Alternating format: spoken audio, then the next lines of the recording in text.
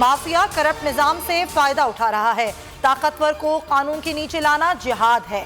Mafias का मुकाबला करके जीत कर दिखाऊंगा। अवाम से बराह रास्त गुफ्तगू में वजीर आजम इमरान खान का आज़म। कहा, जब मुल्क का सरबराह ताकतवर लोग चोरी करते हैं तो मुल्क तबाह हो जाता है। पाकिस्तान में इंसाफ का निज़ाम कायम किए बगैर तरक्की नहीं कर सकते।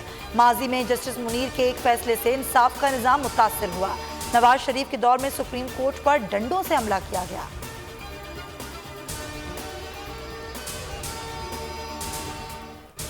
कश्मीर की 5 अगस्त से कबल की हैसियत बहाल होने तक भारत से बातचीत नहीं करेंगे। वज़ीर आज़म इमरान खान ने वाज़ेह कर दिया।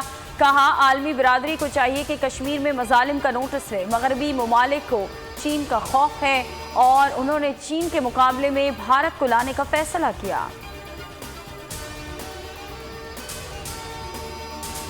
ईद की छुट्टियों में खुद को और दूसरों को भी बचाएं। एहतियात नहीं की गई तो हमें लॉकडाउन की जानिब जाना पड़ेगा। लॉकडाउन से सबसे ज्यादा गरीब लोग मुतासिर होते हैं। वजीर आजम इमरान खान की आवाम से बराह रास्त गुफ्तगू में अपील। कहा, मुल्क में मुकम्मल लॉकडाउन किए बगैर इन हालात से निकले। अल्लाह ने हमसाए ममालिक की निस्बत हमारे मुल्क को बचा के रखा।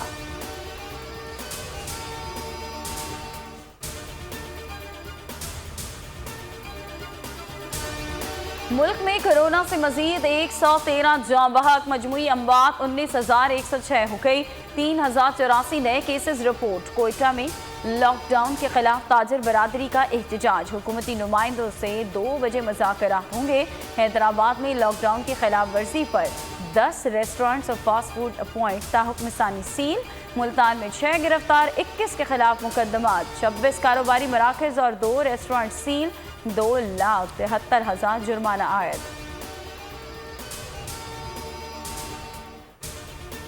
रावलपिंडी रिंग रोड स्कैंडल की इंक्वायरी मुकम्मल। डिप्टी कमिश्नर रावलपिंडी और डिप्टी कमिश्नर अटक समेत दीगर अफसरान को ओहदे से हटा दिया गया। रिंग रोड के असल नक्शे को तब्दील करके चंद शख्सियात को फायदा पहुंचाया गया।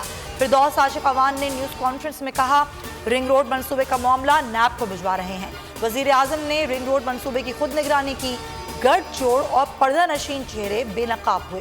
फ्रंटमैन को आगे करके ओहदों का गलत इस्तेमाल किया जाता है। Hudaibiya case Panama Papers case से बड़ा है। केस तकरीबन 1,242 मिलियन रुपए के फ्रॉड की कहानी है। कुछ नए हकायक सामने आने पर तफ्तीश का फैसला किया।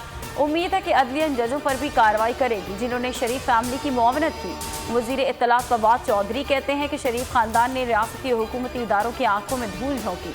नैब ने निशानदेही की। केस एहतसाब अदालत में आया तो शरीफ फैमिली डील करके सऊदी अरब चली गई।